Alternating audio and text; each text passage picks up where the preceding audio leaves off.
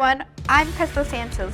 Today, I'm going to show you something very special, the heart and soul of our school, our studios. This is Studio C, primarily used by film and TV students. Here, we're in Studio B, where classes like TV and production take place.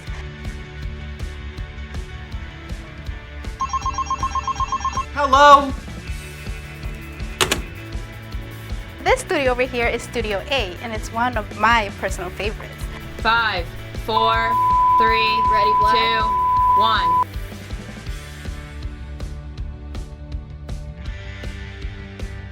This is one of our 3 control rooms that are just like the ones you'll see in New York City.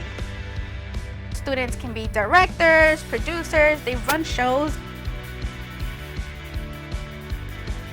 Thank you so much for joining me today, and I hope that you get to come to our studios and learn and have as much fun as we do. Nice!